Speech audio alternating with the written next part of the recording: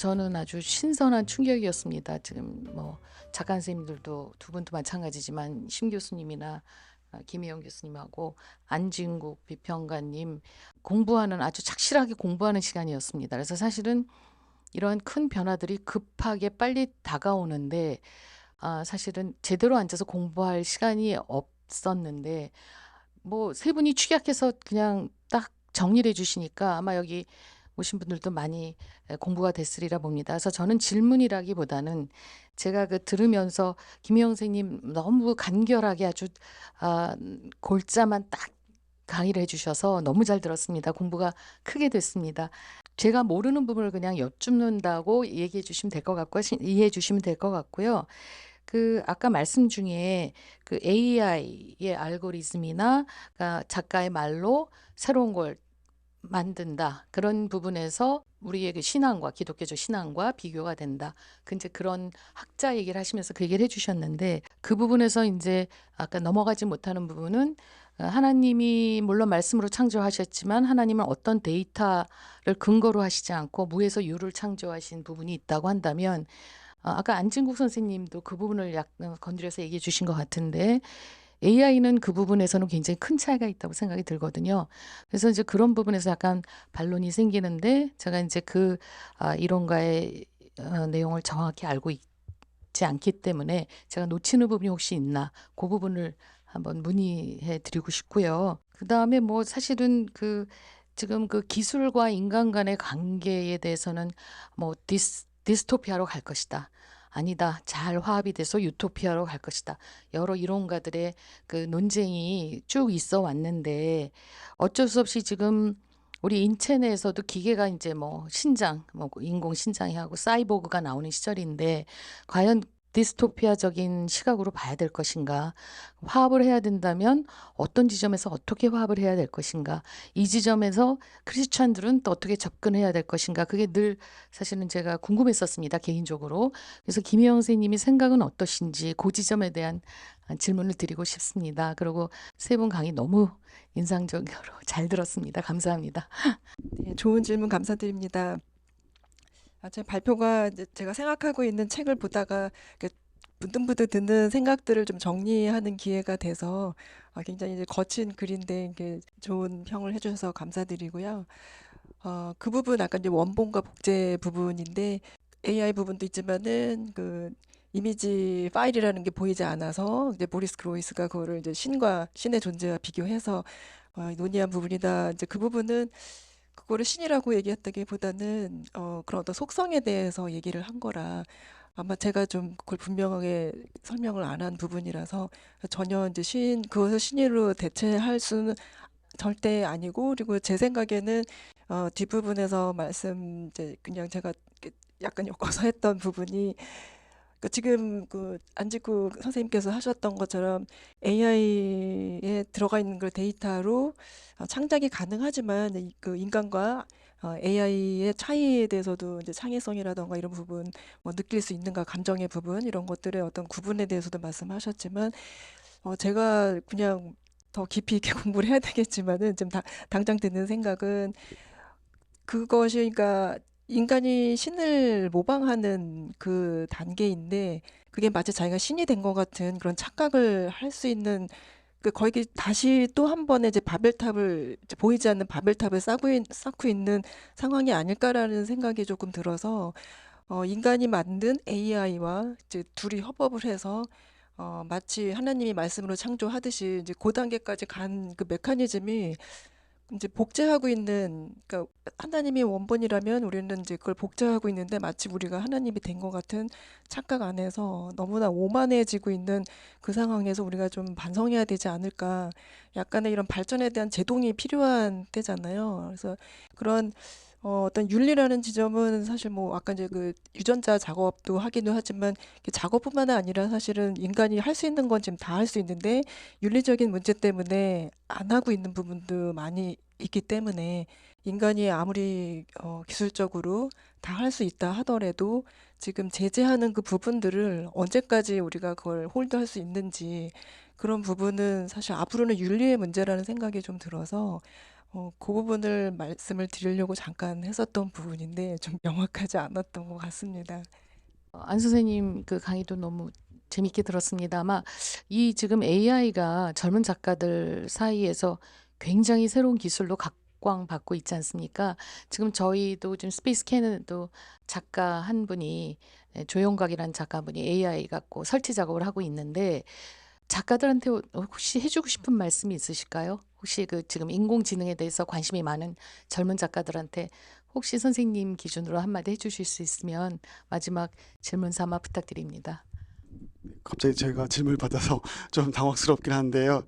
예, 잠시 후에 이제 박준호 선생님께서 저한테 질문하실 때 이제 답변을 한번 들어보려고 생각했던 게 하나가 있었는데, 예술을 무엇으로 볼 것인가, 예술의 개념이 무엇인가가 분리돼야 될 것 같다는 생각을 하게 됐습니다. 단순하게 그림을 그리는 게 예술인가? 그냥 이렇게 평면에다 그림을 그리는 게 예술인가? 아니면 단순히 뭔가를 하는 게 예술인가라고 봤을 때 우리가 매번 자주자주 이야기하는 게 말씀 뒷상이 셈이지 않습니까? 레디메이드. 그게 이제 새로운 형태의 예술이 나온 거죠. 앞으로 이제 제가 바디 위에 빈 공간이 그런 거거든요. 어떤 빈 공간이 있는데 그 공간에 새로운 게 채워져야 되는데요. 그걸 예술로 더 채울 수 있다는 보는데, 지금 우리가 AI를 통해서 하는 것들은 평면 안에서 계속 맴돌고 있는 거고, 그거를 벗어날 수는 없는 상황이죠. 아직까지 당연히 이제 입체화시켜서 3D가 나오고 막 이렇게 할 수도 있겠지만은, 기본적으로 예전에 있었던 예술 형식을 그대로 모방하는 거니까 그거를 새로운 예술이라 볼 수 있을 거라는 그 예술의 개념을 명확히 한다면, 지금 하고 있는 어떤 AI 예술들이 예술이가 아닐까라는 어떤 거를 생각해 볼 수 있지 않을까라는 생각이 듭니다.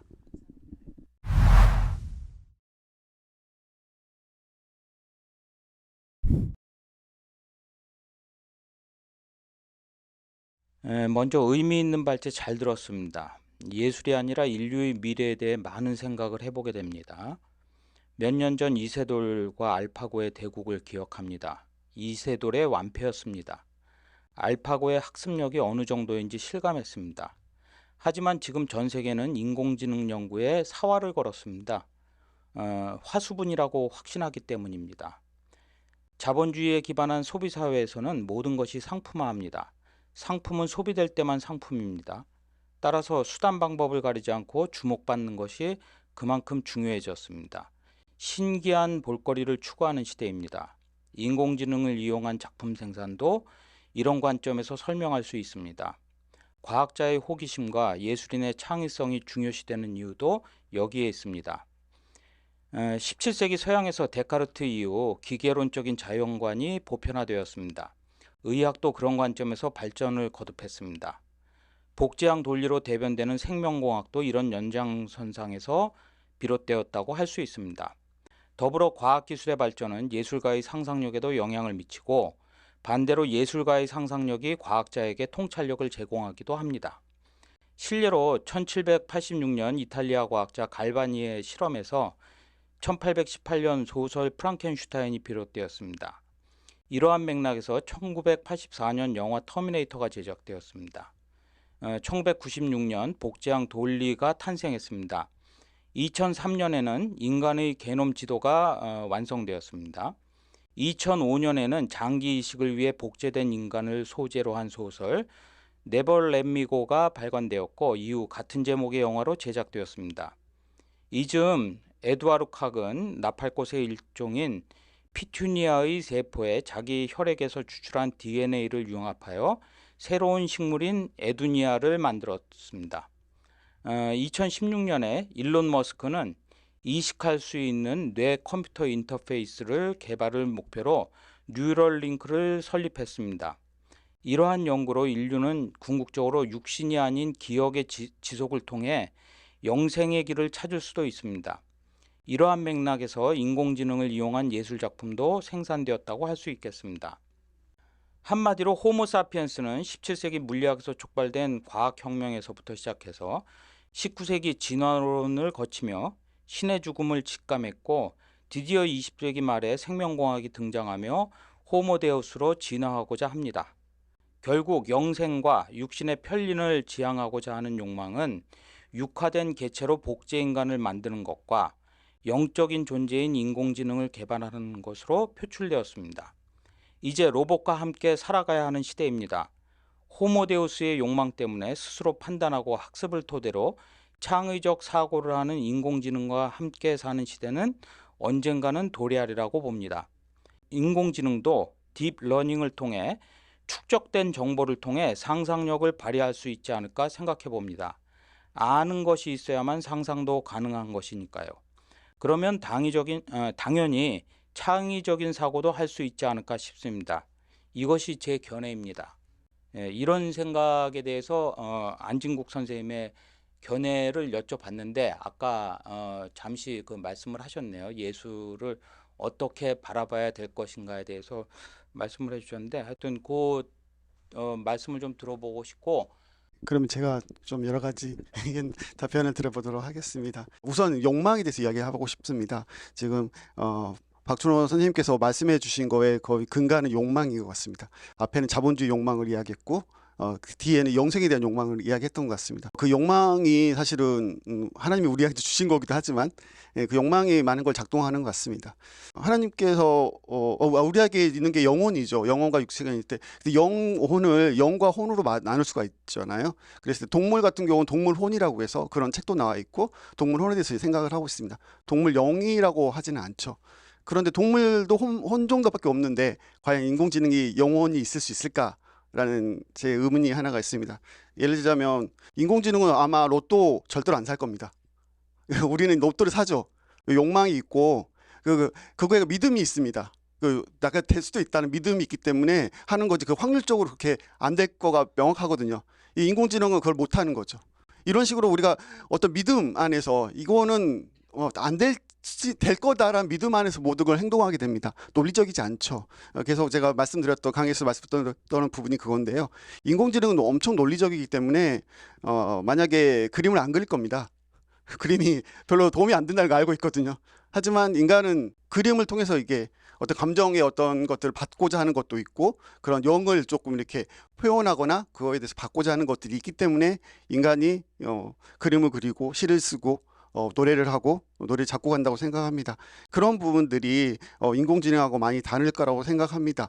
하지만 지금 인공지능을 사용하는 방식은 인간의 욕망에 의해서 움직인다고 지적하신 박준호 선생님 말이 맞습니다. 인간이 이용하는 거예요, 실질적으로. 또 이 인공지능은 인간의 생각과 전혀 다를 수도 있습니다. 예를 들자면 고릴라가 인간과 비슷하다, 원숭이라도 고릴라가 인간하고 비슷하다고 하지만 인간이 아니잖아요. 마찬가지로 이제 사자가 인간보다 훨씬 더 싸움을 잘하지만 우리 만물의 영장이 될 수 없잖아요. 인공지능 나름대로의 속성이 있을 겁니다. 의인화하지 않는 속성, 의인화가 되지 않고 인간과 다른. 그래서 인공지능한테 욕망이 없을 수가 있습니다. 뭔가 지구 종말을 하겠다, 지구를 정복하겠다는 욕망이 없을 수 있고, 그걸 우리가 인간이 이제 의인화시켜서 아마 인공지능도 인간 같았으면 그렇게 할 거라고 생각하기 때문에 그런 어떤 결과를 생각하고 그런 거지, 인공지능은 그런 거에 대해서 전혀 생각하지 않을 수도 있기 때문에 이런 부분까지도 우리가 생각을 해봐야 되지 않을까라는 말씀을 드리고 싶습니다.